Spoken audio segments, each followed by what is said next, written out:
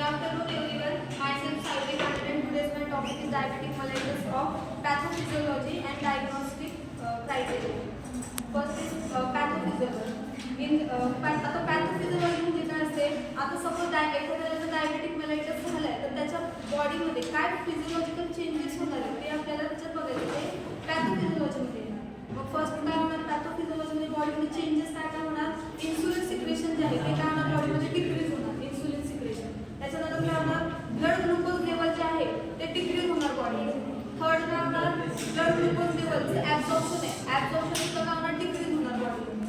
Third नंतर काय होणार पुढे रिसेप्टर जे आहे receptors of post receptor defect leads करतात त्याच्यामध्ये मेकॅनिझम होणार. त्याच्यानंतर काय होणार insulin resistance in peripheral tissue.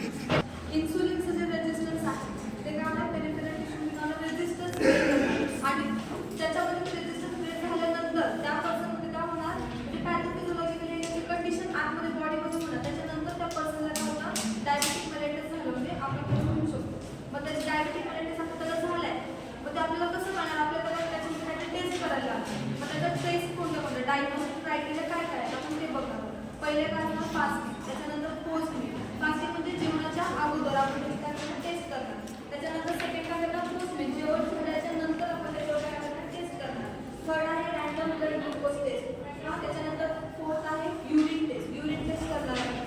त्याच्यानंतर काय करणार screening by mostly fasting glucose test. त्यानंतर फिफ्थ टेस्ट आहे ओरल ग्लुकोज टॉलरन्स टेस्ट. त्याच्यानंतर ब्लडचं पण टेस्ट करणार त्याच्यामध्ये फर्स्ट असणार हिमोग्लोबिन A1C टेस्ट. त्याच्यामध्ये त्याचं नाव आहे ग्लायकोसाइटेल हिमोग्लोबिन टेस्ट करणार. तर फर्स्ट आपण फास्टिंगची वेन. आता फास्टिंगची आपण टेस्ट केल्यानंतर पहिलं त्याच्यामध्ये नॉर्मल व्हॅल्यू काय असणार त्याची वेन ती असणार 70 to 100 मिलीग्राम ऑफ डेसिलिटर. त्याच्यानंतर पोस्ट मिलची आपल्याला नॉर्मल रेंज आहे बिलो 140 मिलीग्राम ऑफ डेसिलिटर. आणि त्याची मग इम्पेअर आता समजा ॲबनॉर्मल आलं तर ॲबनॉर्मलची जी रेंज असणार ती 140 to 199 मिलीग्राम ऑफ डेसिलिटर त्याची रेंज असणार.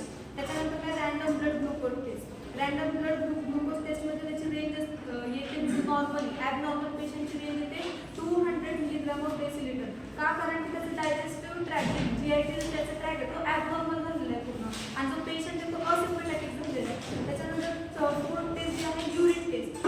युरिन टेस्टमध्ये काय दोन टेस्ट असतात. फर्स्ट टेस्ट आहे renal glucosuria convenient urine test. Second आहे single blood sugar estimation test. आता ह्या टेस्टमध्ये आपण नॉर्मली काय चेक करणार या टेस्टमध्ये ग्लुकोज प्लाझ्मा जे आहे ते बॉडीमध्ये कितपत म्हणजे वाढले.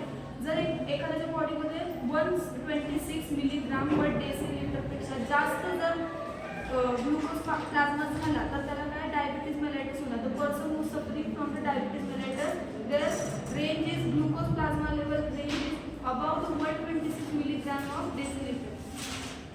त्याच्यानंतर फिफ्थ टेस्ट आहे ती आहे screening of fasting glucose test. त्याच्यामध्ये आपल्याला काय करणार आपण plasma glucose is the screening test type 2 of diabetic mellitus. आता डायबिटिक मेलाइटसचे आपण नॉर्मली टाइप 2 पाहिले होते. टाइप A आणि टाइप B. टाइप A मध्ये आपण काय पाहिलं तर ऑटो इम्युन डिसऑर्डर जेनेटिकली फॅमिलीमधून कुणाला असेल तर तसं ट्रान्सफर होत जातो. पण त्याच्यामध्ये टाइप 2 मध्ये काय होतं की इन्सुलिन डिक्रीज झाल्यामुळे बॉडीमधलं त्याच्यामुळे आपल्याला हा डिसीज बघायला मिळतो डायबिटिक मेलाइटस.